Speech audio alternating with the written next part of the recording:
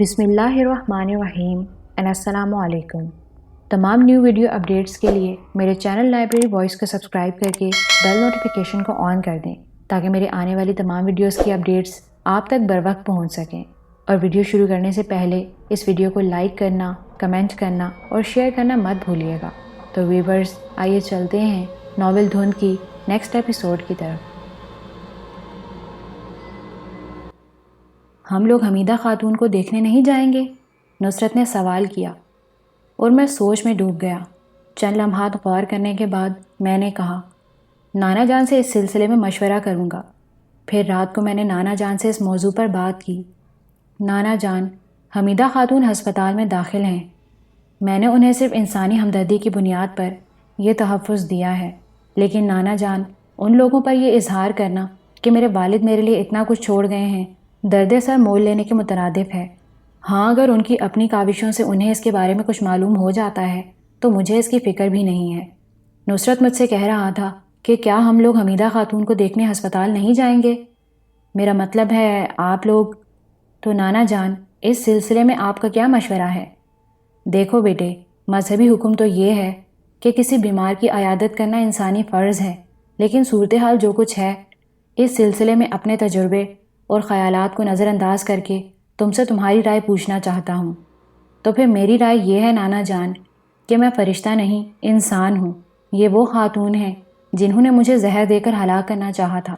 یہ وہ گھرانہ ہے جہاں مجھ سے صرف نفرت کی جاتی ہے، لیکن انسانی بنیادوں پر تو کم از کم میرے ساتھ انسانی سلوک ہی کیا جانا چاہیے تھا۔ خاص طور سے میری والدہ کی موت کے بعد ان لوگوں نے ایسا نہیں کیا۔ اور آپ کو لطف آئے گا یہ سن کر کہ یہ سب آج بھی مجھے حقارت کی نگاہ سے دیکھتے ہیں، کیونکہ وہ سمجھتے ہیں کہ میں غریب اور بے سہارا شخص ہوں۔ نانا جان، دل تو چاہتا ہے کہ انسان اپنے آپ میں بڑائی محسوس کرے، بڑے کام کرے، لیکن بعض بڑے کام ایسے ہوتے ہیں جن کا عذاب جان بن جانا تصور کر لیا جاتا ہے۔ میں تو ایسا کام نہیں کرنا چاہتا۔ آپ لوگوں کا کبھی ان سے کوئی رابطہ نہیں رہا۔ نانا جان، ایک نئی بات پیدا کرنے سے کیا فائدہ؟ میں نے اپنا ایک چھوٹا سا فرض پورا کر لیا ہے۔ سنا یہ ہے کہ میرے دونوں بھائی یعنی غفران اور فرقان اپنی حماقتوں سے وہ سب کچھ ضائع کر چکے ہیں جو والد صاحب نے ان کے لیے چھوڑا تھا۔ مجھے کیا پڑی ہے کہ میں یہ معلوم کروں کہ انہوں نے کس طرح یہ سب کچھ ختم کیا۔ ہاں، اس گھر میں ایک ایسی خاتون بے شک ہیں جنہوں نے میرے ساتھ ان برے لمحات میں محبت کا پہلا سلوک کیا۔ وہ عظمیٰ بھابھی ہیں۔ میں انہیں بہنوں کی طرح چاہتا ہوں اور شدت سے چاہتا ہوں۔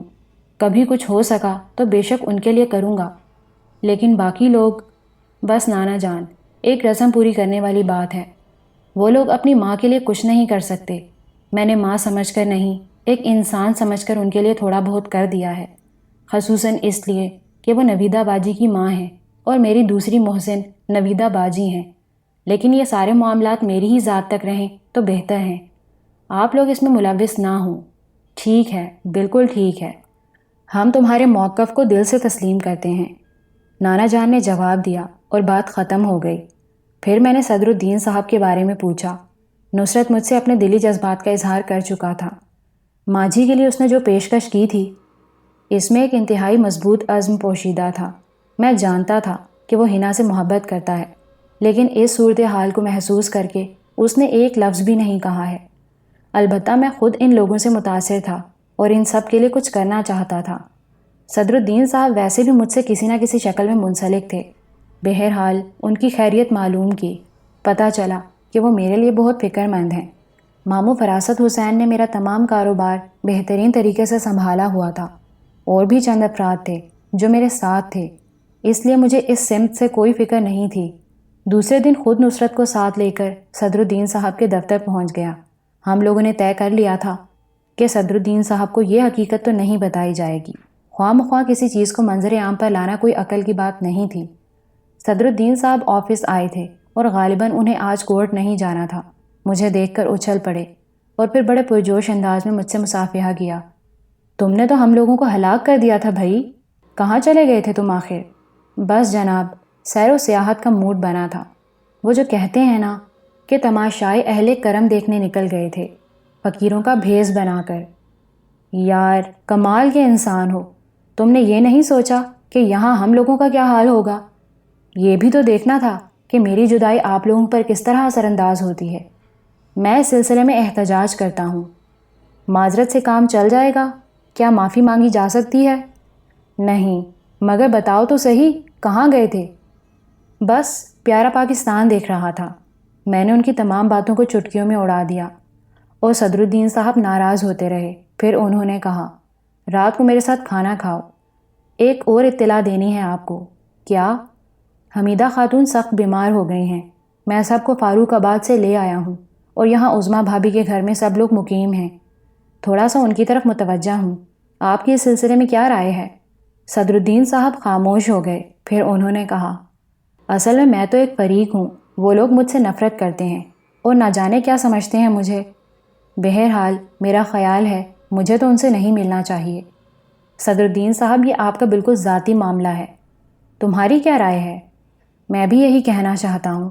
اطلاع دینا آپ کو فرض تھا، لیکن بہرحال جہاں تک نویدہ باجی کا معاملہ ہے، اس کے بھائیوں نے اسے اس کا حق نہیں دیا، لیکن میں اسے بہت کچھ دینے کا فیصلہ پہلے ہی کر چکا ہوں اور آپ کو اس کا پورا علم ہے۔ ہاں، میں نے حویلی صفدر علی کے کاغذات تو مکمل کرا لیے ہیں۔ اب تم جب چاہو انہیں دے سکتے ہو۔ ٹھیک ہے، ذرا ان معاملات سے فراغت حاصل ہو جائے، میں نے کہا۔ پھر میں نے نازیہ اور حنا کے بارے میں پوچھا تو صدر الدین صاحب نے مسکراتے ہوئے کہا، دونوں تمہارے لیے سخت بے چین اور پریشان ہیں، دعائیں مانگتی رہی ہیں۔ بڑا متاثر کیا ہے تم نے ان دونوں کو، بہت محبت کرتی ہیں وہ تم سے۔ شام کو ان سے ملاقات ہو جائے گی۔ آپ یوں کریں، ڈنر کی بجائے شام کی چائے کا بندوبست کر لیں۔ کیوں؟ ڈنر کا کیا معاملہ ہے؟ بس ایسے ہی۔ اچھا خیر، وہ تو سب کچھ ہو جائے گا۔ شام کو میں ذرا مصروف ہوں، تمہیں چائے نہیں پلاؤں گا، لیکن فون کر لینا مجھے تم۔ صدر الدین صاحب نے میری طرف اشارہ کر کے کہا، ٹھیک ہے، بالکل ٹھیک ہے۔ صدر الدین صاحب سے دوسرے معاملات پہ گفتگو ہوتی رہی اور پھر میں اور نصرت وہاں سے اٹھ گئے۔ اس کے بعد ہم ہاسپٹل پہنچے۔ عظمیٰ بھابھی اور غفران بھائی وہاں موجود تھے۔ پتہ یہ چلا کہ باری باری ڈیوٹی دے رہے ہیں یہ لوگ۔ عظمیٰ بھابھی بہرحال میرے لیے بڑی اہمیت کی حامل تھیں۔ نصرت غفران بھائی کے ساتھ گفتگو کرتا رہا۔ بہت دیر تک گفتگو جاری رہی۔ عظمیٰ بھابھی میرے پاس آئیں۔ پھر انہوں نے کہا، ویسے حمیدہ خاتون کی حالت بہتر نہیں ہے، ڈاکٹر بھی کچھ ایسے ہی تبصرے کر رہے تھے۔ حالت کچھ زیادہ ہی خراب ہو گئی ہے۔ کیا کہہ سکتا ہوں اس بارے میں؟ ہاں، لیکن بہرحال تم جو کچھ بھی کر رہے ہو یہ مت سمجھنا کہ وہ بیکار و بے مقصد ہے۔ دنیا کچھ نہیں دیتی سلطان، لیکن اللہ تعالیٰ ہر شخص کو اس کی نیکیوں کا صلہ دیتا ہے۔ دنیا سے مجھے کچھ نہیں چاہیے عظمیٰ بھابھی۔ جب میں کلاش اور لاوارث شخص کی طرح دنیا کی ٹھوکروں میں نکل آیا تھا تو میرے فرشتوں کو بھی یہ گمان نہیں تھا کہ اللہ تعالیٰ مجھے اتنا کچھ عطا کر دے گا۔ میں تو بڑا مطمئن ہوں۔ بہت اچھی بات ہے۔ ویسے ایک بات بتاؤں تمہیں، یہ مت سمجھنا کہ عظمیٰ بھابھی نے بھیک کے لیے جھولی پھیلا دی۔ ان دونوں بھائیوں کی حالت بہت خراب ہے۔ قرض اتنا ہو چکا ہے کہ میرا خیال ہے کہ اب ان کے پاس دینے کے لیے کچھ بھی نہیں ہے۔ حویلی بھی دے دیں تب بھی مقروض رہیں گے۔ حویلی یہ لوگ خود نہیں دیں گے بلکہ ان سے چھین لی جائے گی۔ بھائی بات میری اپنی نہیں ہے، سر چھپانے کا ٹھکانہ تو درکار ہوگا ہی۔ دیکھو کیا کرتے ہیں یہ لوگ۔ میں عظمیٰ بھابھی کو دیکھنے لگا۔ ان کی آنکھوں سے پریشانی جھانک رہی تھی۔ پھر کافی دیر تک ہم اس موضوع پر گفتگو کرتے رہے۔ عظمیٰ بھابھی نے بتایا کہ دونوں بھائی کسی برائی کا شکار تو نہیں ہیں، لیکن شاہ خرچیوں نے انہیں بدحال کر دیا ہے اور یہ سب انہی شاہ خرچیوں کا خمیازہ ہے۔ اللہ بہتر کرے گا عظمیٰ بھابھی، میں نے کہا۔ پھر حمیدہ خاتون کے بارے میں گفتگو ہوتی رہی۔ عظمیٰ بھابھی کہنے لگیں، ویسے خود غفران، فرقان بھائی اور غزالہ بھابھی ذرا الجھے ہوئے سے ہیں۔ کس سلسلے میں؟ بھائی یہی گفتگو کر رہے ہیں کہ تم آخر مڈ ایسٹ جیسے ہسپتال کے اخراجات کہاں سے برداشت کرو گے؟ ان کا خیال ہے کہ تم یہاں کہیں نوکری کرتے ہوگے۔ نویدہ نے بھی کچھ نہیں بتایا ہے، وہ تمہاری بہت ہمدرد ہے۔ اعتماد علی بھائی سے بھی اس سلسلے میں بات ہو رہی تھی، لیکن بہرحال وہ بڑے مضبوط انسان ہیں۔ اب یہی تجسس ہے ان لوگوں کو کہ تم کہاں رہتے ہو اور تمہارا ذریعہ آمدنی کیا ہے۔ غفران کو یہ احساس ہے کہ تم میری بہت عزت کرتے ہو۔ مجھ سے پوچھ رہے تھے کہ عظمیٰ ذرا معلوم کرو کہ سلطان کے ذرائع آمدنی کیا ہیں، کتنا کما لیتا ہے وہ۔ بس ایسی باتیں۔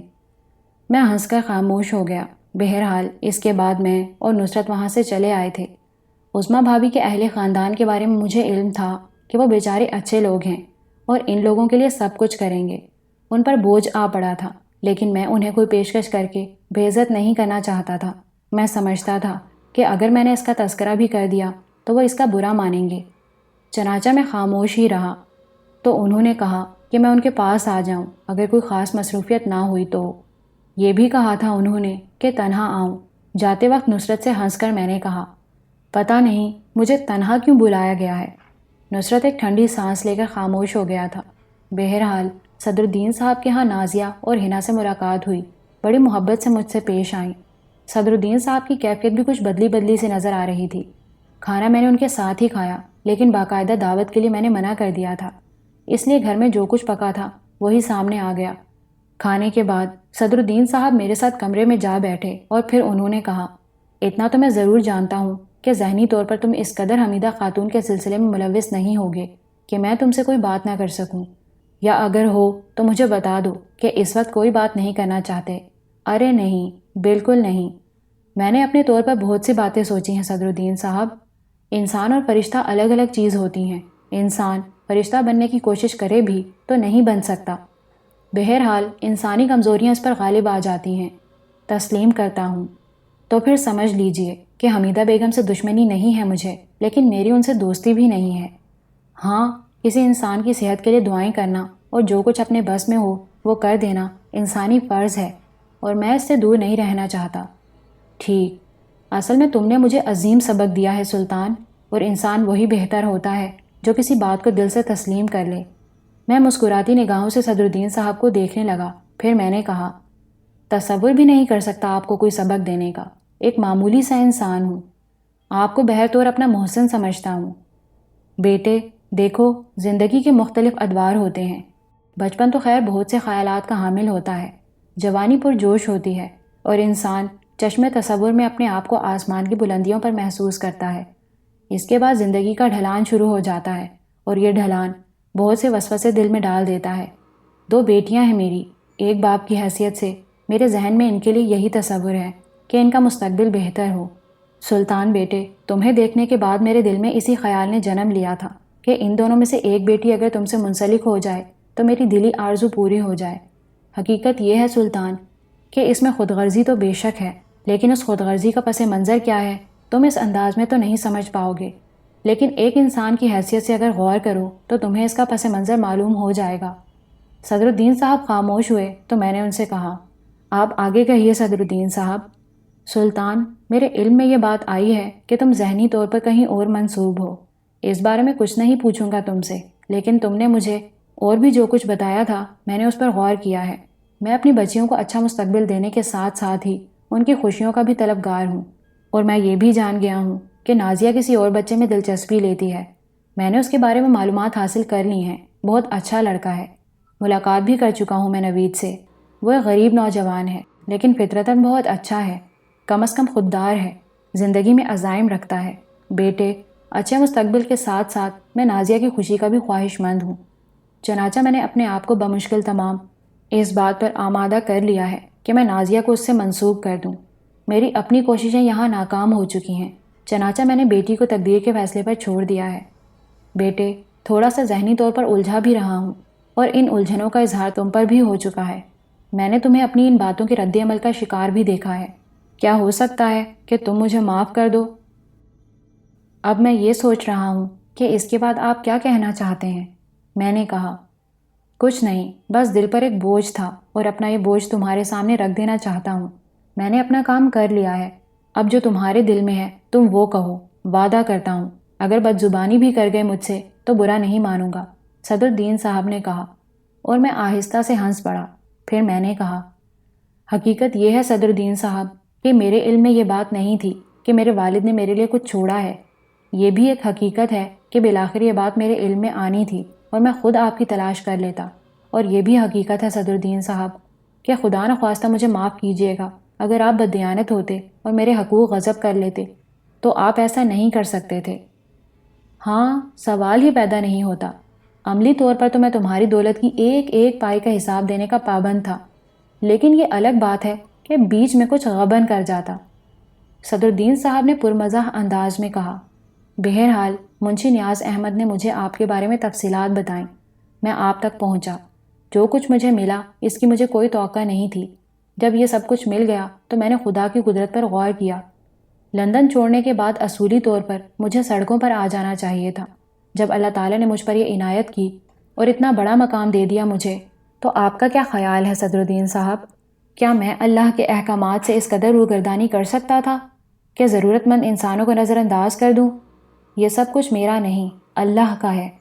اس نے میرے شانوں پر ایک ذمہ داری ڈالی ہے کہ میں اس کی دی ہوئی عنایات کو صحیح انداز میں صرف کر سکوں۔ جہاں تک میری ذہنی وسعت کام کر سکتی ہے میں یہ کر رہا ہوں، اور مجھے یہ آسانی حاصل ہے کہ اللہ تعالیٰ نے کسی کے ساتھ کچھ کرنے کا موقع مجھے عطا فرمایا ہے۔ اس کی امانت کو میں روک نہیں سکتا صدر الدین صاحب، بس یہی اس کا احسان بہت ہے میرے اوپر کہ اس امانت کی تقسیم کا فیصلہ کرنے کی سہولت مجھے مہیا کر دی گئی ہے۔ درویش ہونے کی بات کرتے ہیں آپ، تو قطعی کوئی ایسی بات نہیں ہے۔ اس گناہ گار دنیا کا گناہ گار انسان ہوں۔ درویش ہونا تو بہت بڑی منزل ہے۔ مجھے کیا ملے گا؟ دنیا دار ہوں، دنیا داری کرتا ہوں۔ چلیے چھوڑیے، ہم نازیہ کے سلسلے میں بات کرتے ہیں۔ نازیہ کے بارے میں آپ نے سوچا، اس میں کوئی شک نہیں، اتنی نفیس لڑکی ہے وہ صدر الدین صاحب کہ شاید آپ بھی اسے نہ سمجھ پائیں۔ بہت بڑی بات کہہ رہا ہوں آپ سے، ناگوار گزرے تو معاف کر دیجیے گا۔ اتنی عزت کرتا ہوں میں نازیہ اور ہنا کی، اگر میری سگی بہنیں ہوتیں تو شاید اس سے زیادہ ان کی عزت اور ان سے محبت نہ کرتا۔ بڑی صاف گفتگو ہوئی تھی ہمارے درمیان۔ یہ بات میرے ذہن تک پہنچ چکی تھی کہ آپ کے دل میں ایسی کوئی خواہش ہے، میں اسے بے شک تسلیم کر لیتا، سر جھکا دیتا آپ کے سامنے، نازیہ جیسی لڑکی کے لیے۔ لیکن جب مجھے اس بات کا علم ہوا صدر الدین صاحب کہ نازیہ کے دل میں ایک ننھی سی کومپل جنم لے چکی ہے، تو مجھے زیادہ خوشی ہوئی اس بات کی کہ میں نازیہ کی اس کومپل کو پروان چڑھاؤں۔ اور کیا ہی احسان کیا ہے آپ نے مجھ پر صدر الدین صاحب کہ نوید کو آپ نے اس حیثیت سے قبول کر لیا۔ باقی رہا نوید کے مستقبل کا معاملہ، بے شک وہ ایک خوددار نوجوان ہے، لیکن ہم بھی تو دوست ہیں۔ آپ اطمینان رکھیے، نازیہ کا مستقبل تاریک نہیں رہے گا انشاءاللہ۔ صدر الدین صاحب نے سر جھکا لیا تھا۔ میں چند لمحات انہیں دیکھتا رہا، پھر میں نے کہا، اس کے علاوہ صدر الدین صاحب، نازیہ کے سلسلے میں تو مجھے بالکل اطمینان ہو گیا، خصوصاً اس وقت جب آپ نے نوید کی سرپرستی کا وعدہ کر لیا۔ اب رہ جاتی ہے ہنا۔ صدر الدین صاحب، اس میں کوئی شک نہیں ہے کہ بیٹیاں انسان کے لیے بہت بڑا مقام رکھتی ہیں۔ تجربہ نہ صحیح، دنیا کو تو دیکھا ہے میں نے۔ میں سمجھتا ہوں آپ کے دل میں نازیہ ہی کی طرح ہنا سے بھی محبت ہوگی، یہ کوئی سوچنے کی بات ہی نہیں ہے۔ صدر الدین صاحب، ہم ہنا کو کسی ایسی جگہ نہیں جانے دیں گے جو ہمارے مزاج، ہمارے معیار کے خلاف ہو۔ ان دونوں لڑکیوں کے بارے میں نے اسی انداز میں سوچا ہے جس طرح ان کا بھائی ان کے لیے سوچ سکتا ہے، اور اب آپ یہ سوچ لیجئے کہ میں ایک لمحے کے اندر اندر آپ کے سامنے سوالی بننے والا ہوں۔ صدر الدین صاحب بری طرح چونکے تھے۔ انہوں نے ایک لمحے کے لیے مشتبہ نگاہوں سے مجھے دیکھا، دوسرے لمحے انہوں نے خود کو سنبھال لیا اور بولے، سوالی؟ ہاں، سمجھا نہیں؟ ہنا کے لیے میں آپ سے کچھ کہنا چاہتا ہوں۔ کیا؟ یہ کہ میں ہنا کے لیے نصرت کا رشتہ پیش کرتا ہوں۔ صدر الدین صاحب، ہنا کو میں اپنے گھر لے جاؤں گا، اپنی بھاوج، اپنی بہن بنا کر۔ نصرت کے بارے میں آپ کو پہلے بھی بتا چکا ہوں، اور اب بھی میں آپ کو اطمینان دلا دوں کہ اس دنیا میں وہ میرا واحد بھائی ہے، میری ہر چیز کا اسی طرح مالک جس طرح میں۔ اور یہ بات آپ اچھی طرح سن لیجئے کہ میں اس ساری کائنات میں صرف اور صرف نصرت کو اپنا بھائی سمجھتا ہوں۔ بہن کی حیثیت سے نویدہ اس خاندان سے تعلق رکھتی ہے۔ اس کے علاوہ عظمیٰ بھابھی میرے لیے بڑی اہمیت کی حامل ہیں۔ یہ چند کردار ایسے ہیں صدر الدین صاحب جن کے لیے میں دل میں بڑے عظیم جذبات رکھتا ہوں۔ فی الحال صرف نصرت کی بات کرتا ہوں۔ نصرت کو اپنا بھائی کہہ کر میں نے اپنے قریب لا کھڑا کیا ہے، اور میں سمجھتا ہوں ہر لحاظ سے وہ ہنا کے لیے بہتر انسان ثابت ہوگا۔ جب میں ہنا کو بہن کہہ چکا ہوں صدر الدین صاحب، تو آپ یوں سمجھ لیجئے کہ اپنی بہن کے لیے میں کسی غلط شخص کا انتخاب کبھی نہ کرتا۔ میں صدر الدین صاحب کے چہرے پر نگاہیں جمائے ہوئے تھا اور ان کے تاثرات کا اندازہ کر رہا تھا۔ ان کے چہرے پر پھیلنے والی خوشی سے میں نے یہ اندازہ لگا لیا کہ وہ میری اس بات سے ناخوش نہیں ہیں۔ پھر بھی دیر تک وہ سر جھکائے بیٹھے رہے۔ میں نے کہا، صدر الدین صاحب، آپ کو مکمل اختیار ہے، آپ میری بات کو مسترد کر سکتے ہیں، یہ میرے دل کی آواز ہے کہ میں ایسا کر لوں، لیکن باخدا میں آپ پر کسی طور پر اثر انداز نہیں ہونا چاہتا۔ صدر الدین صاحب نے احسان مندی سے نگاہیں اٹھا کر مجھے دیکھا، پھر آہستہ سے بولے، تم واقعی عجیب انسان ہو سلطان۔ میرا خیال ہے تمہارا نام اس وقت سوچ سمجھ کر نہیں رکھا گیا ہوگا۔ رحمان بھائی کے دل میں یہ خیال بالکل نہیں ہوگا کہ وہ ایک سلطان تخلیق کر رہے ہیں، یہ صرف اللہ کی تخلیق ہوتی ہے۔ واقعی تم سلطان ہی ہو، اور کیا کہوں اس بارے میں۔ نہیں، اور بھی بہت کچھ ہے کہنے کے لیے۔ کیا؟ وہ چونک کر بولے۔ میری بات کا جواب مجھے نہیں ملا۔ میرا جواب دینا ضروری ہے؟ بہن کہا ہے تم نے دونوں کو، اور کوئی بھائی اپنی بہن کے لیے غلط فیصلہ نہیں کر سکتا۔ جب فیصلہ بھائی کا ہے تو بھلا میں اس سلسلے میں کوئی مداخلت کرنے کا کیا حق رکھتا ہوں؟ میں خوشی سے کھل اٹھا۔ میں نے کہا، تو آپ نے میری گزارش قبول کر لی؟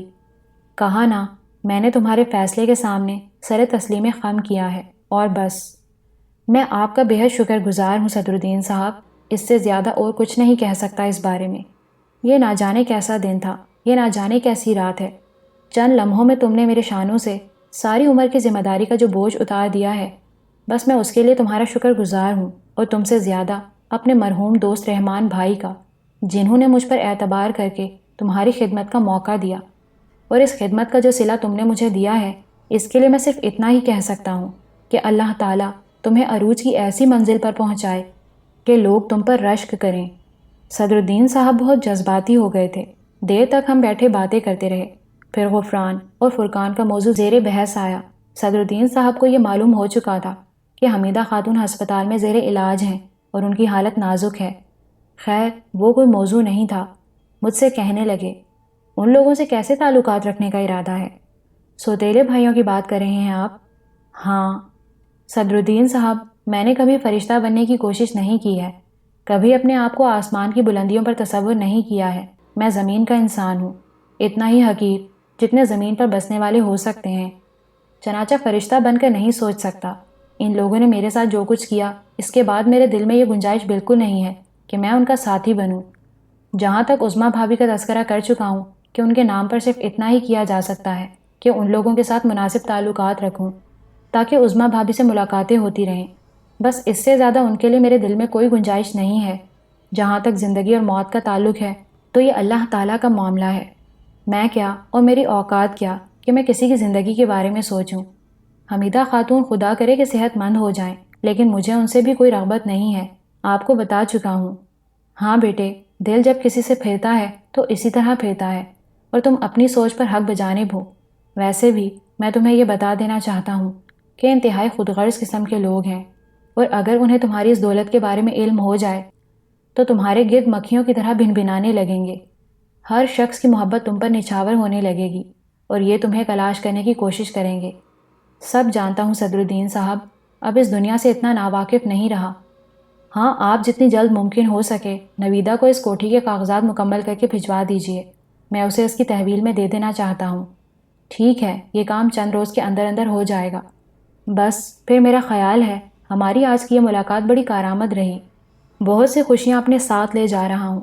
چند روز کے بعد ایک تقریب کریں گے اور اس میں اپنے اہل خاندان کے ساتھ دل کی بات آپ سے کہہ دوں گا، اور اصولی طور پر باقی معاملات بھی طے کر لیں گے۔ نوید کے معاملے میں آپ یوں کیجئے کہ اس کی خودداری کو مجروح نہیں کریں گے ہم۔ وہ جس عالم میں ہے ہم اسے اسی عالم میں قبول کریں گے اور اس سے بھرپور تعاون کریں گے۔ پھر جب ہماری بیٹی اس کے گھر میں پہنچ جائے گی تو ہمیں حق حاصل ہوگا کہ اپنی بیٹی کے مستقبل کے لیے سب کچھ کریں۔ جیسا تم پسند کرو، صدر الدین صاحب ممنون لہجے میں بولے۔ پھر اس کے بعد میں وہاں سے چل پڑا تھا۔ اس وقت تنہا تھا، بہت سی سوچیں دامن گیر رہیں، اور میں ان تمام سوچوں کے درمیان ایک ہلکے سے خوف کا شکار بھی رہا۔ یہ اندازہ تو صرف میں نے قائم کیا تھا ان واقعات کے بعد کہ چندریا سے میرا پیچھا چھوٹ گیا ہے، کہ اب شاید میں ان خبیث روحوں کے چکر سے نکل آؤں۔ لیکن دعوے سے تو یہ بات نہیں کہی جا سکتی تھی، اس میں کچھ شبہات تو تھے۔ دل میں سوچا کہ اللہ مالک ہے۔ اب صرف ایک ہی پھانس سینے میں چبھی ہوئی تھی، اور اسے پھانس کہنا میرے لیے ناانصافی تھی۔ یہ تو ایک خنجر تھا جو میرے دل میں پیوست تھا۔ ماجھی اگر مجھے نہ ملی تو میری زندگی کی تشنگی دور نہ ہوگی۔ ماجھی کو ملنا چاہیے۔ پھر دل میں نصرت کا خیال آیا۔ بڑے دعوے کیے تھے اس نے ماجھی کی تلاش کے سلسلے میں، لیکن بھلا ان دعووں کی تکمیل کا کیا ذریعہ تھا؟ وہ بیچارہ کیا کر سکے گا؟ گھر پہنچ گیا۔ کوئی خاص بات نہیں تھی۔ میں نے فیصلہ کر لیا تھا کہ ابھی نصرت کو اس بارے میں نہیں بتاؤں گا، ورنہ بے کل ہو جائے گا، طرح طرح کی حماقتیں کرے گا۔ ذرا حمیدہ خاتون کی صحت بہتر ہو جائے۔ دوسرے دن عظمیٰ بھابھی کے گھر میں پہنچا۔ ان لوگوں کی خبر لینا ضروری تھا۔ عظمیٰ بھابھی کے سسرالی مہمان آئے تھے، ایک سے ایک اعلیٰ درجے کی شخصیت۔ جو کچھ وہاں دیکھا وہ غیر متوقع نہیں تھا۔ عظمیٰ بھابھی کا سارا خاندان ان دونوں کے سامنے بچھا ہوا تھا۔ خاطر مدارات کا سلسلہ الگ چل رہا تھا۔ ہسپتال کے معاملات الگ حیثیت رکھتے تھے، جو کچھ بن پڑ رہا تھا بیچاروں سے کر رہے تھے۔ بہرحال کوئی ایسی صورت بھی نہیں تھی جسے تشویش کے قابل سمجھا جائے۔ موقع ملنے پر عظمیٰ بھابھی سے بات بھی کر لی تھی۔ عظمیٰ بھابھی نے مسکراتے ہوئے کہا، اللہ تعالیٰ کا احسان ہے، کوئی مشکل نہیں پیش آ رہی۔ یہ مغرور لوگ زندگی میں پہلی بار یہاں آئے ہیں۔ میرے بھائی بڑی خوش دلی کے ساتھ ان لوگوں کی خدمت کر رہے ہیں۔ ویسے سلطان، حمیدہ خاتون کی حالت خراب سے خراب تر ہوتی جا رہی ہے، خدا خیر ہی کرے۔ اللہ تعالیٰ کا جو بھی حکم ہوگا، ہم اور آپ اس میں کوئی تخفیف تو نہیں کر سکتے نا؟ ہاں یہ تو درست ہے، بہرحال دیکھو کیا ہوتا ہے۔ میں ہسپتال بھی گیا، واقعی حالت بہت خراب تھی۔ ڈاکٹروں نے آکسیجن لگا دی تھی اور مایوسی کا اظہار کیا تھا۔ بہرحال کون کیا کر سکتا تھا۔ پھر اسی رات تقریباً 10:30 بجے ہوں گے جب عظمیٰ بھابھی کا ٹیلی فون موصول ہوا۔ عظمیٰ بھابھی کے علاوہ کسی اور کو میں نے اپنی کوٹھی کا نمبر نہیں دیا تھا۔ بھائیوں کو اس کی تشویش بھی نہیں تھی، انہوں نے پوچھا بھی نہیں تھا کہ میں کہاں رہتا ہوں۔ صرف عظمیٰ بھابھی کو حقیقت معلوم تھی۔ بھائی تو یہ سمجھتے تھے کہ کسی جھونپڑے میں زندگی گزار رہا ہوں گا، اور ویسے بھی وہاں میں نے کسی قسم کی بڑائی کا مظاہرہ نہیں کیا تھا۔ عظمیٰ بھابھی کا فون نصرت نے ریسیو کیا تھا، پھر فوراً ریسیور میری جانب بڑھا دیا تھا۔ سلطان، حمیدہ خاتون کا انتقال ہو گیا۔ انا للہ و انا الیہ راجعون، میں نے کہا اور پھر بولا، آپ لوگ کہاں ہیں بھابھی؟ ہسپتال میں ہیں، ڈیڈ باڈی کو لانے کے انتظامات ہو رہے ہیں۔ کیا خیال ہے یہ لوگ ڈیڈ باڈی فاروق آباد لے جائیں گے؟ میرا خیال ہے چاہیں گے تو یہی، لیکن نہیں، لیکن وغیرہ کچھ نہیں عظمیٰ بھابھی، آپ سے ایک چھوٹی سی بات عرض کر رہا ہوں، اور میں سمجھتا ہوں کہ آپ میری رازدار ہیں۔ اخراجات میرے ذمہ ہوں گے، لیکن آپ اپنے ہاتھوں سے کریں گی، اور خفیہ طور پر غفران بھائی کو یہی بتائیں کہ یہ رقم آپ کے بھائی نے دی ہے، ان اخراجات کے لیے آپ اسے استعمال کریں گی۔ عظمیٰ بھابھی خاموش ہو گئیں، پھر بولیں، تم پہنچو تو صحیح۔ آپ کہاں سے فون کر رہی ہیں؟ ہاسپٹل کے ٹیلی فون سے بات کر رہی ہوں۔ اوکے، میں پہنچ رہا ہوں۔ پھر نصرت کو ساتھ لے کر میں مڈ ایسٹ چل پڑا۔ وہاں سب موجود تھے، عظمیٰ بھابھی کے اہل خاندان بھی سب پریشان نظر آ رہے تھے۔ نصرت کو میں نے اپنے دوست اور باس کی حیثیت سے متعارف کروایا تھا۔ ایسے موقعوں پر نصرت بڑا سر کھجایا کرتا تھا، لیکن بہرحال یہ ہمارا آپس کا معاملہ تھا۔ اس وقت صورتحال بالکل مختلف تھی۔ میں اور نصرت بھاگ دوڑ کرنے لگے۔ غفران اور فرقان بھائی تو بالکل ہی ہونک ہو رہے تھے۔ نویدہ آنسو بہا رہی تھی۔ بہرحال عظمیٰ بھابھی نے فوراً ہی کہا کہ لاش فاروق آباد لے جائی جائے گی اور وہیں حمیدہ خاتون کی تدفین ہوگی۔ اس موقع پر غفران بھائی نے چونک کر انہیں دیکھا تھا، لیکن عظمیٰ بھابھی نے نوٹوں کی ایک گڈی جو میں نے احتیاط سے ان کو منتقل کر دی تھی، غفران بھائی کے ہاتھ میں تھما دی، جس کو انہوں نے جلدی سے اپنی واسکٹ کی جیب میں رکھ لیا تھا۔ میں نے فوراً ہی اعتماد علی بھائی کو فون کیا اور ان سے کہا کہ وہ فاروق آباد پہنچ جائیں، ہم لوگ ڈیڈ باڈی لے کر آ رہے ہیں۔ نوٹوں کی گڈی غفران بھائی کی جیب میں منتقل ہو چکی تھی۔ اس کے باوجود سارے انتظامات ہم لوگوں نے ہی کیے، اور اس طرح غفران بھائی کی ایک اور غلیظ شخصیت سامنے آئی، لیکن یہ کوئی ایسی خاص بات نہیں تھی۔ میں نے گھر بھی ٹیلی فون کر دیا تھا نانا جان کو۔ ان لوگوں کو میں کسی بھی قیمت پر اس معاملے میں شریک نہیں کرنا چاہتا تھا۔ نصرت سے بھی میں نے کہہ دیا کہ اس دوران وہ یہیں رہے، اس کا ساتھ جانا مناسب نہیں ہے۔ ہم نے ایک باقاعدہ کوسٹر بک کی تھی جو ڈیڈ باڈی لے کر فاروق آباد جانے کے لیے تیار کی گئی تھی، اور اس کے بعد ہم فاروق آباد چل پڑے۔ زندگی کتنی بے وقت شے ہے، اس کا ہمیشہ ہی احساس رہا تھا۔ حمیدہ خاتون نے کیا کچھ نہیں کیا تھا، لیکن کس لیے، بس اتنی ہی بات تھی کہ آج اپنے آخری سفر پر روانہ ہونے کی تیاریاں کر رہی تھیں۔ سفر کا آغاز ہو گیا اور رات کے تقریباً 1 بجے فاروق آباد کے لیے چلے تھے، اور بہرحال کراچی سے فاروق آباد تک کا یہ سفر خاصا طویل تھا، لیکن باقی تمام امور بھی طے ہو گئے تھے، چنانچہ ہم چل پڑے۔ فاروق آباد میں اعتماد علی نے سارے انتظامات کر لیے تھے۔ یہ لوگ جیسے بھی تھے، لیکن دوستوں اور شناساؤں نے انسانیت کا ثبوت دیا تھا۔ حمیدہ خاتون کی تدفین ہو گئی۔ دونوں بھائیوں نے اپنی فطرت کے بہترین ثبوت دیے تھے۔ مجھے بالکل اجنبیوں کی طرح ہر کام سے دور رکھا تھا، اور عظمیٰ بھابھی خون کے گھونٹ پیتی رہی تھیں۔ حالانکہ ان لوگوں کو معلوم تھا کہ حمیدہ خاتون کو کراچی لے جانا اور وہاں ان کی دیکھ بھال کرنے کے سلسلے میں میں پیش رہا تھا، لیکن غفران اور فرقان اور ساتھ ہی غزالہ بھابھی روایتی دشمنی قائم کیے ہوئے تھے۔ تدفین تک تو خیر کوئی خاص بات نہیں ہوئی، لیکن اس کے بعد ان لوگوں نے میری توہین کا سلسلہ شروع کر دیا۔ منشی نیاز حمیدہ خاتون کی موت کی اطلاع پا کر آ گئے تھے۔ وفادار آدمی تھے، ساری زندگی اسی حویلی میں گزار دی تھی۔ کون تھا جو ان کی طرف آنکھ اٹھا کر دیکھتا؟ لیکن اب حویلی کے حالات ایسے ہی ہو گئے تھے۔ اس وقت بھی میں ان لوگوں کے درمیان بیٹھا ہوا تھا۔ تذکرہ میرا نکل آیا تو فرقان بھائی نے نہایت توہین آمیز لہجے میں کہا، وہ لڑکا کیا نام تھا اس کا؟ شاید نصرت۔ کرتا کیا ہے؟ کسی بڑے گھر کا لڑکا معلوم ہوتا ہے۔ ویسے سلطان کو داد دی جانی چاہیے کہ اس نے اس لڑکے پر کچھ ایسا جال ڈالا ہوا ہے کہ وہ اس کے ساتھ ساتھ ہی لگا پھرتا ہے۔ میاں کچھ کرتے کراتے بھی ہو یا پھر صرف مصاحبت کر کے پیٹ بھر رہے ہو؟ عظمیٰ بھابھی نے چونک کر مجھے دیکھا۔ منشی نیاز بھی حیرانی سے مجھے دیکھنے لگے تھے۔ میں نے کہا، مقصد تو پیٹ بھرنا ہے نا بھائی جان، میرے آگے پیچھے کون ہے جو میں نوکریوں کے چکر میں پڑوں؟ گویا زندگی ایسے ہی گزار دینے کا ارادہ ہے۔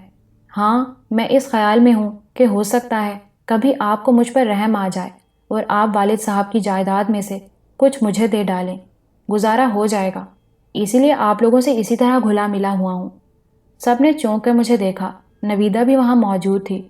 کچھ کے چہرے بگڑ گئے اور کچھ میرے الفاظ پر غور کرنے لگے۔ غزالہ بھابھی نے کہا، تو پھر ہم لوگ شکر ہی کریں تو زیادہ اچھا ہے، کیونکہ وہ شاخ ہی ٹوٹ گئی جس پر آشیانہ بنا ہوا تھا۔ فقیر ہو گئے ہیں ہم لوگ۔ تھوڑے ہی دن بعد تمہاری طرح سڑکوں پر آ جائیں گے، پھر تو ملاقات ہو ہی جایا کرے گی۔ چلیے، اللہ مالک ہے، جہاں بھی ہوگی ملاقات تو ہوتی رہے گی۔ دیکھو سلطان، جو حقیقتیں ہیں ان سے انکار نہیں کیا جا سکتا۔ تم ہمارے کچھ نہیں لگتے۔ ابا جان نے اگر کوئی نادانی کر ڈالی تھی تو ہم لوگ اس نادانی کا خمیازہ بھگتنے کے لیے تیار نہیں ہیں۔ ہماری خواہش ہے کہ اس کے بعد تم ہماری جانب رخ نہ کرنا۔ نویدہ سے تمہارے جو تعلقات ہیں وہ تم جانو اور نویدہ جانے، لیکن براہ کرم اب اپنا کاٹ کباڑ یہاں سے اٹھا لو اور رفو چکر ہو جاؤ۔ ہم ویسے ہی ان دنوں بہت پریشان ہیں، کوئی نئی پریشانی نہیں کھڑی کرنا چاہتے۔ شکریہ بھائی جان، ویسے کاٹ کباڑ والی بات آپ نے ذرا دلکش کہی ہے۔ حویلی میں جو کچھ موجود ہے اس میں تھوڑا بہت سامان ہی مل سکتا ہے مجھے۔ بکواس مت کرو، جاؤ باہر جاؤ، تمہیں ہم لوگوں کے درمیان بیٹھنا بھی نہیں چاہیے۔ بڑے ہیں، ماننی ہی پڑے گی۔ ویسے میرا کلرکی کرنے کو دل نہیں چاہتا، ورنہ کہیں نہ کہیں۔ میں جملہ ادھورا چھوڑ کر باہر نکل آیا۔ اس وقت دو ہی افراد ایسے تھے جن کے چہرے میری بے عزتی پر دھواں دھواں ہو گئے تھے، عظمیٰ بھابھی اور نویدہ۔ میں منشی نیاز کے پاس آ گیا جو ابھی وہیں موجود تھے۔ مجھے دیکھتے ہی میری جانب لپکے۔ کتنی خواہش تھی تم سے ملنے کی اور باتیں کرنے کی، مجھے تھوڑا سا وقت دے سکو گے؟ آئیے منشی صاحب، حویلی سے باہر کہیں بیٹھ کر بات کریں گے۔ حویلی سے تو مجھے نکال دیا گیا ہے۔ منشی نیاز کے ہونٹوں پر تلخ مسکراہٹ پھیل گئی۔ افسوس بھرے لہجے میں بولے، آؤ، نکالا تو میں بھی جا چکا ہوں یہاں سے۔ شکر ہے حمیدہ بیگم بھی صحیح وقت پر چلی گئیں، ورنہ جب دوسرے ان سب کو نکالتے تو بہرحال انہیں دکھ تو ہوتا۔ یہ لوگ بھی کون سے یہاں رہنے والے ہیں، بس چند دنوں کی بات ہے۔ چودھری غلام الہی ان سب کو کان پکڑ کر نکال باہر کرے گا۔ آئیے، میں نے کہا، اور پھر منشی نیاز مجھے ساتھ لے کر چل پڑے۔ انہوں نے اپنے لیے رہائش گاہ بنا لی تھی۔ اپنی رہائش گاہ میں پہنچ کر انہوں نے مجھے بڑی عزت سے بٹھایا اور بولے، تم اپنی سناؤ بیٹے، تمہارا کیا رہا؟ کس سلسلے میں منشی صاحب؟ کراچی میں صدر الدین سے نہیں ملے؟ مل لیا ہوں، وہ میرا مطلب ہے چودھری رحمان علی نے تمہارے لیے بھی بہت کچھ چھوڑا تھا، سنا ہے میں نے۔ بالکل ٹھیک سنا ہے آپ نے۔ کیا مطلب؟ منشی صاحب، اس گھر میں آپ تنہا ہیں؟ ہاں بیٹے، بتایا تھا نا آپ کو، بچے ہیں لیکن اپنے اپنے گھروں کے ہو چکے ہیں، ایک بیٹی بہاول پور میں بھی ہے، میں تو تنہا ہی رہ گیا ہوں۔ تو آپ پھر میرے ساتھ چلیں گے؟ کہاں؟ کراچی۔ میں جا کر کیا کروں گا؟ منشی صاحب، ایک خواہش کا اظہار کیا ہے میں نے آپ سے، میرا خیال ہے اس سے زیادہ میں آپ سے کچھ نہیں مانگ سکتا تھا۔ مگر میری بات تو سنو، کیا کرو گے مجھے ساتھ لے جا کر؟ بس جو کچھ آپ یہاں کرتے تھے اب وہاں کریں گے۔ بیٹے، اب بوڑھا ہو گیا ہوں، اسی لیے اب آپ کی خدمت کا فرض مجھ پر واجب ہے۔ اللہ تمہیں خوش رکھے۔ منشی صاحب، آپ نے رہنمائی کی تھی صدر الدین صاحب سے ملاقات کی، اللہ نے بہت کچھ دے دیا ہے، لیکن ان لوگوں کا تماشا دیکھ رہا ہوں۔ ان لوگوں کا تماشا تو اب شروع ہو رہا ہے، پتہ ہی نہیں چل سکا۔ چودھری غلام الہی سے دونوں بھائی اپنے طور پر بڑی بڑی رقمیں لیتے رہے، ایک نے زمین رہن رکھی تو دوسرے نے حویلی، بس یوں سمجھ لو کہ کھیل ختم ہو گیا۔ پتہ نہیں کیا کرتے رہے ہیں، یہ تو اللہ ہی جانے۔ بظاہر کسی برے عیب میں نظر نہیں آئے، لیکن دولت ایسی لٹائی ہے کہ اس وقت پیسے پیسے کو محتاج ہیں۔ چودھری غلام الہی آخری فیصلہ کر چکا ہے کہ ان سے حویلی خالی کرا لے۔ میں سوچ میں ڈوب گیا۔ میں نے کہا، منشی صاحب، ایک بات عرض کروں آپ سے؟ ہاں کہو۔ اصل میں اس حویلی سے چودھری رحمان علی کی یادیں وابستہ ہیں، اور چودھری رحمان علی نے بہرحال مجھے تنہا نہیں چھوڑا۔ کل کا دن اگر یہ حویلی خالی کرائی گئی تو دنیا یہی کہے گی کہ چودھری رحمان علی کے بیٹوں سے حویلی خالی کرا لی گئی۔ حویلی بک گئی۔ میں سمجھتا ہوں اس سے میرے باپ کی روح کو تکلیف پہنچے گی، مگر بیٹے، لاکھوں کا معاملہ ہے، ہو جائے گا طے۔ آپ کے چودھری غلام الہی کے ساتھ کچھ تعلقات ہیں؟ ہاں، کیوں نہیں؟ بس ٹھیک ہے، بات کر لیں گے ان سے کسی وقت۔ مگر چھوڑیے منشی صاحب، یہ ذمہ داری میں آپ کو نہیں دے رہا، میں نے اس کے لیے کچھ اور فیصلہ کر لیا ہے، آپ بس تیار ہو جائیے، چلتے ہیں اب یہاں سے۔ بامشکل تمام میں نے منشی نیاز کو تیار کیا۔ وہ بہرحال عجیب سی کیفیت کا شکار تھے، لیکن میرے کہنے پر تیار ہو گئے، اور پھر میں آخری بار نویدہ اور عظمیٰ بھابھی سے ملا۔ میں نے نویدہ سے پوچھا، نویدہ، کب تک یہاں رہو گی؟ 40ویں تک تو رہنا ہی پڑے گا، حالانکہ میرا دل اب یہاں نہیں لگتا، لیکن دنیا کی رسمیں ہیں۔ ٹھیک ہے، میں پھر کراچی جا رہا ہوں۔ بہاول پور آؤ گے؟ کیوں نہیں۔ پھر عظمیٰ بھابھی سے بھی ملاقات ہوئی۔ آنسو بہانے لگی تھیں، کہنے لگیں، میرے پاس کہنے کے لیے کچھ نہیں ہے۔ آپ فکر کیوں کرتی ہیں؟ بہن ہیں آپ میری، وہ لوگ کچھ بھی ہو جائیں، میں اور آپ دور نہیں ہو سکیں گے۔ عظمیٰ بھابھی، اطمینان رکھیے آپ۔ پھر میں وہاں سے چل پڑا تھا۔ سارے معاملات میں دلچسپی بھی لے رہا تھا۔ احساس یہ ہو رہا تھا کہ چندریا کے معاملے سے پیچھا چھوٹ گیا ہے، کیونکہ اس کے بعد سے اب تک حالات میں کوئی ایسی کیفیت نظر نہیں آئی تھی جو اس خوف کا باعث بنتی۔ اعتماد علی بھائی اپنے کاروبار میں مصروف رہتے تھے، اس لیے سیدھا کراچی پہنچ گیا۔ بہرحال یہاں میرے لیے ایک زندگی تھی۔ عظمیٰ بھابھی کے خاندان سے بھی اچھی خاصی سلام دعا ہو چکی تھی۔ پھر صدر الدین صاحب تھے، نوید، نازیہ اور ہنا تھیں۔ صدر الدین صاحب کے کانوں میں ہنا کے بارے میں بھی ڈال دیا تھا، لیکن ابھی تک نصرت کو یہ خوشخبری نہیں سنائی تھی۔ ذرا اطمینان سے اس سلسلے میں بات کرنا چاہتا تھا۔ میرا خیال ہے کہ صدر الدین صاحب نے بھی اپنے گھر میں میری باتوں کا تذکرہ نہیں کیا تھا۔ سمجھدار آدمی تھے۔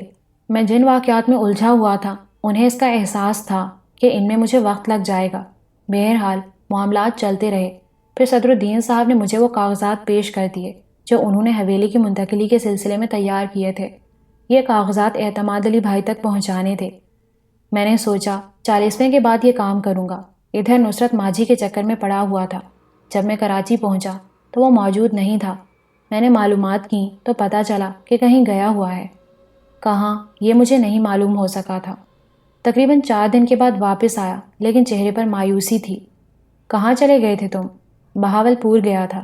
کیوں؟ میں نے چونک کر کہا۔ بس یار، ایک ڈیوٹی اپنے سر لگائی ہے، اس کی تکمیل کے لیے گھومتا پھر رہا ہوں۔ ملتان بھی گیا تھا اور وہاں سے معلومات حاصل کرنا چاہی تھی، لیکن وہاں تو کسی کو کچھ معلوم ہی نہیں۔ میرے ہونٹوں پر افسردہ سی مسکراہٹ پھیل گئی۔ میں نے کہا، بعض چیزیں زندگی میں ہوتی ہیں نصرت، اور بعض نہیں ہوتی۔ کیوں وقت برباد کر رہے ہو؟ یار، اب یہ تو ممکن نہیں ہو سکتا کہ ماجھی کو بالکل ہی نظر انداز کر دیا جائے۔ پتہ تو چلے کہ ہیں کہاں محترمہ۔ کچھ نہیں کہا جا سکتا۔ ارے کیسے نہیں کہا جا سکتا؟ بس میں تم سے تو کوئی مدد نہیں مانگ رہا، مجھے میرا کام کرنے دو۔ مجھے اچھا نہیں لگتا کہ تم میرے لیے در بدر پھرو۔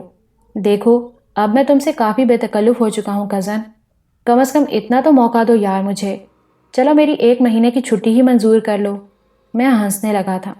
پھر بقیہ امور بھی طے ہو گئے۔ کاغذات اعتماد علی بھائی کو پہنچ چکے تھے۔ صدر الدین صاحب نے اپنی وکالت میں یہ تمام کام کیا تھا۔ ابھی تک اعتماد علی بھائی اور نویدہ میری ڈیفینس والی کوٹھی میں نہیں آئے تھے۔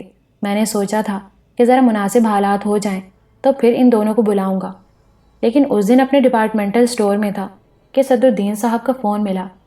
جی صدر الدین صاحب، بھائی تمہاری فوری ضرورت ہے۔ خیریت؟ تمہارے کچھ مہمان میرے پاس موجود ہیں۔ میرے مہمان؟ ہاں۔ کون ہیں؟ منع کر رہے ہیں کہ ان کے بارے میں تمہیں بتایا نہ جائے۔ کیا لندن سے آئے ہیں؟ میں نے سوال کیا۔ یہ بھی نہیں معلوم۔ کچھ مذاق فرما رہے ہیں آپ؟ جی ہاں۔ کوئی اعتراض ہے آپ کو؟ آ جائیے ذرا جلدی سے، صدر الدین صاحب محبت بھرے لہجے میں بولے۔ میں نصرت کو لے کر چل پڑا تھا۔ وہ تو میرے ساتھ ساتھ ہی ہوتا تھا۔ صدر الدین صاحب کے دفتر میں اعتماد علی بھائی اور نویدہ کو دیکھ کر چونک پڑا۔ بچے بھی ساتھ تھے۔ بڑی حیرت سے میں ان لوگوں سے ملا تو نویدہ نے کہا، کیا کرتے؟ کراچی میں آئے تھے، تب بھی تم نے اپنا گھر نہیں دکھایا تھا۔ اس وقت اس کی گنجائش نہیں تھی نویدہ، لیکن تم لوگ یہاں کیسے؟ اور صدر الدین صاحب؟ میں سمجھ گیا۔ سمجھ گئے تو ذرا ہمیں بھی سمجھا دیجیے گا۔ پہلے یہ بتائیے کہ آپ کون سے ہتھیار لے کر آئے ہیں؟ بھائی یہ سب کیا ہے؟ آخر بتاؤ تو صحیح کچھ۔ تم نے تو واقعی مجھے پریشان کر دیا ہے۔ صدر الدین صاحب کے سامنے ہی بتا دیں۔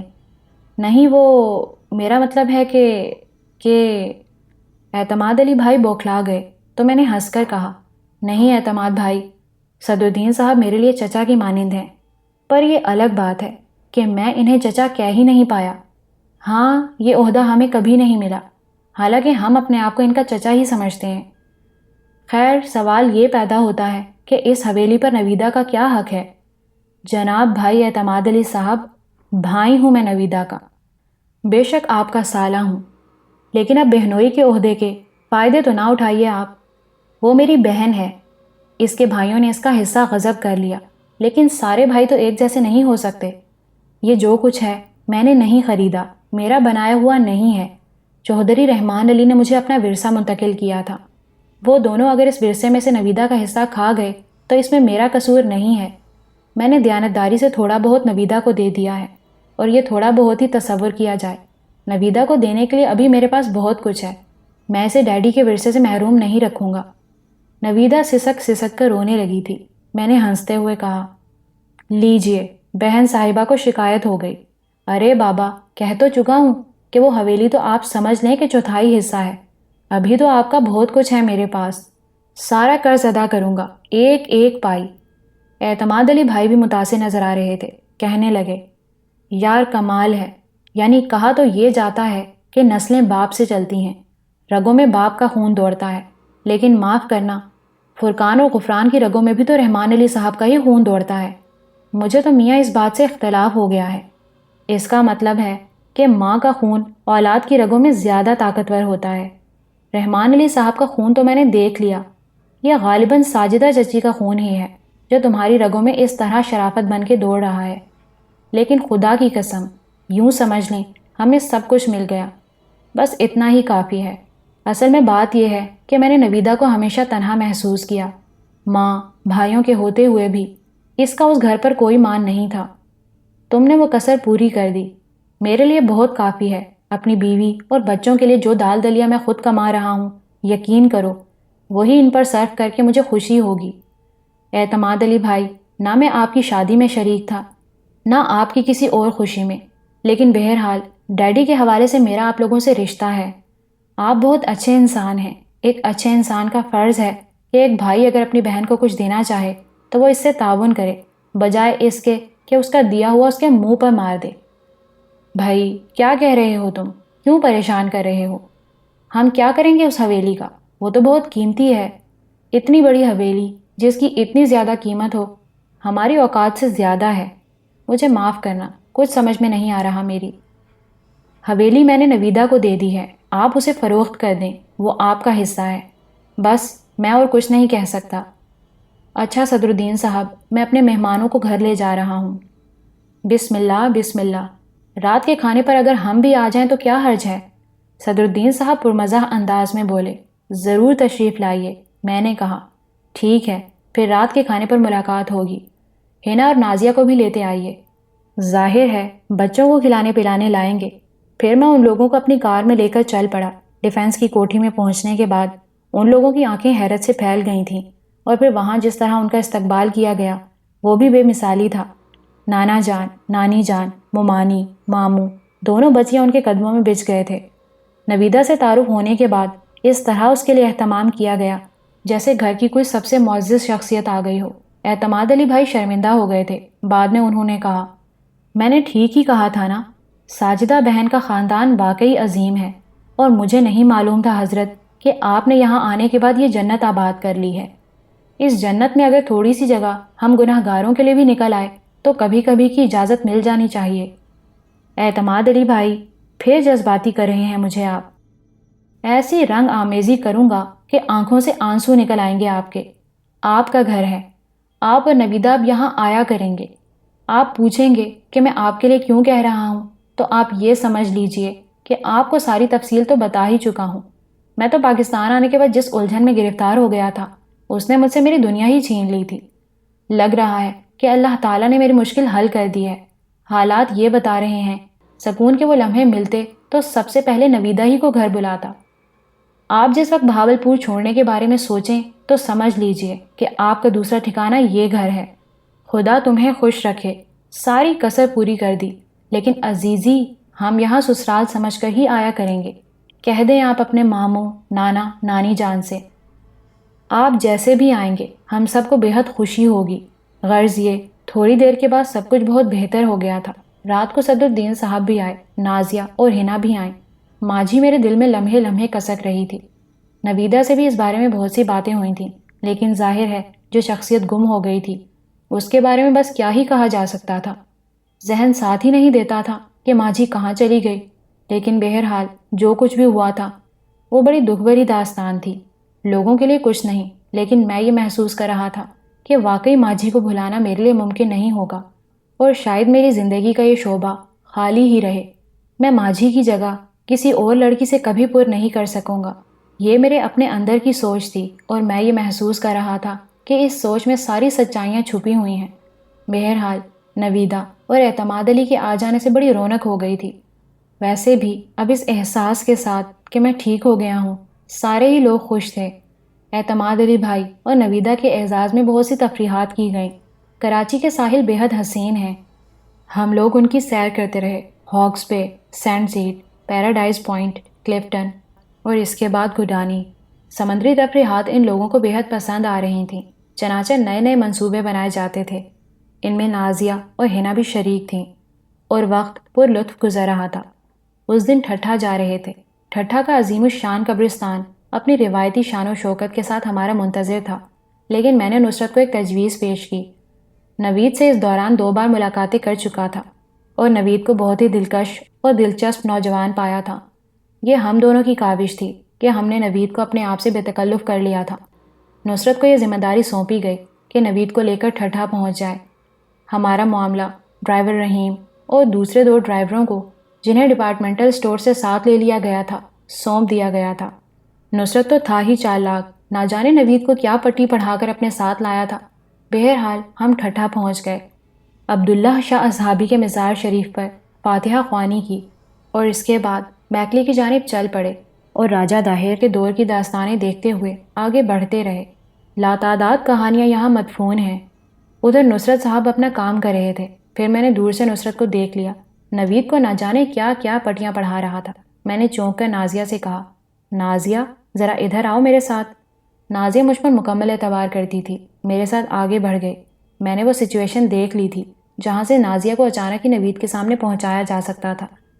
میرا اور نصرت کا پروگرام تو پہلے سے طے تھا، چنانچہ نازیہ کو اس طرف بھیج کر میں ادھر ہی رک گیا۔ ادھر نصرت بھی اچانک ہی نوید کے پاس سے غائب ہو گیا تھا۔ ہم دونوں ایک ٹوٹی قبر کے عقب میں ہو گئے، اور یہاں سے نازیہ اور نوید کا جائزہ لینے لگے۔ نوید کو اندازہ نہیں تھا کہ نصرت اس کے پیچھے سے غائب ہو گیا ہے۔ وہ باتیں کیے جا رہا تھا، اور جب اس نے پلٹ کر دیکھا تو نازیہ اس کے سامنے تھی۔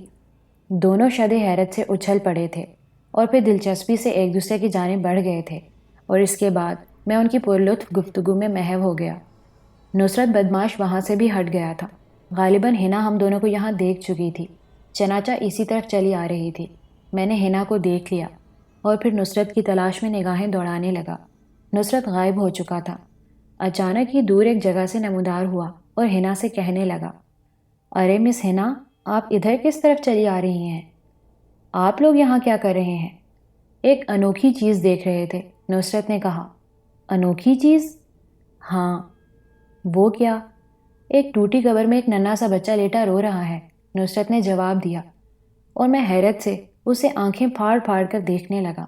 ہنا چونک کر بولی، ننھا سا بچہ ٹوٹی ہوئی قبر میں؟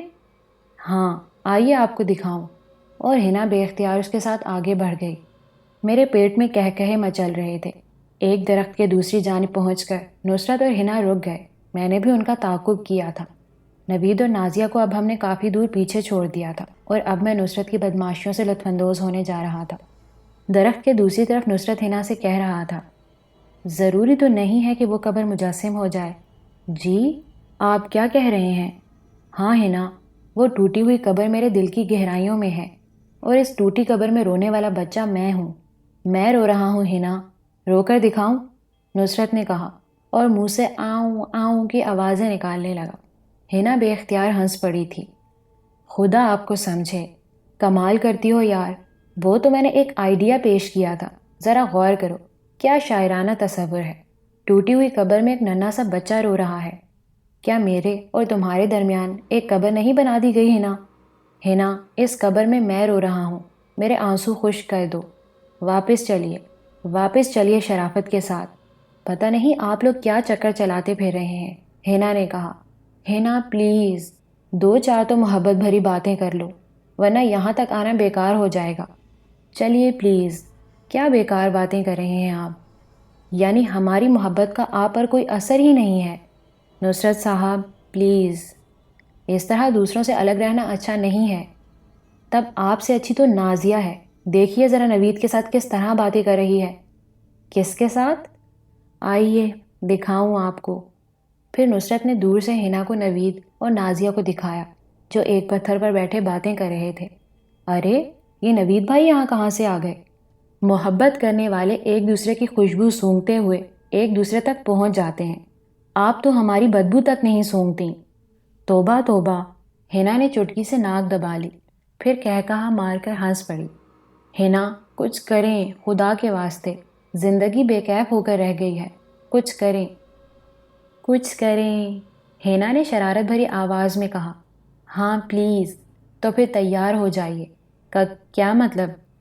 دوڑ لگاتے ہیں ان لوگوں تک، ایسے، ہنا نے کہا اور وہاں سے بھاگ کھڑی ہوئی. نصرت وہیں کھڑا سر کھجاتا رہا تھا. میرے حلق سے کہا نکل گیا اور وہ آہستہ سے چلتے ہوئے میرے قریب آ گیا. کزن، اچھا نہیں ہوگا، کہہ دیا ہے میں نے تم سے. برا کیا ہوگا جناب؟ میں نے سوال کیا. وہ کچھ خودکشی وغیرہ کے بارے میں غور کریں گے. ویسے یار، خودکشی بڑا مشکل کام ہے. کیا محبوب پر روب ڈالنے کو اور کوئی ذریعہ نہیں ہے خودکشی کے علاوہ؟ ہے؟ بتاؤ پھر. شادی کر لو اس سے. کیا؟ نصرت آنکھیں پھاڑ کر بولا. شادی کر لو. دیکھو سلطان، خدا کی قسم، دل کی گہرائیوں میں بڑے زخم ہیں. ایک زخمی دوسرے زخمی کا دکھ سمجھ سکتا ہے. یار تمہیں مجھ پر ذرا بھی ترس نہیں آتا؟ آتا ہے بھائی، آتا ہے. تو پھر انتظار کر رہے ہو، خاموش بیٹھے ہوئے ہو؟ نہیں، بلکہ عمل کر رہا ہوں. کیا خاک عمل کر رہے ہو؟ چلو پھر ٹھیک ہے، نہ صحیح، میں نے لاپرواہی سے کہا، اور نصرت میری خوشامد میں لگ گیا. پیارے بھائی، تمہیں اللہ کا واسطہ، کم از کم صدر الدین صاحب کے کان میں ہی بات ڈال دو. بے وقوف آدمی، میں نے بات کان میں نہیں ڈالی بلکہ دل میں اتار دی ہے.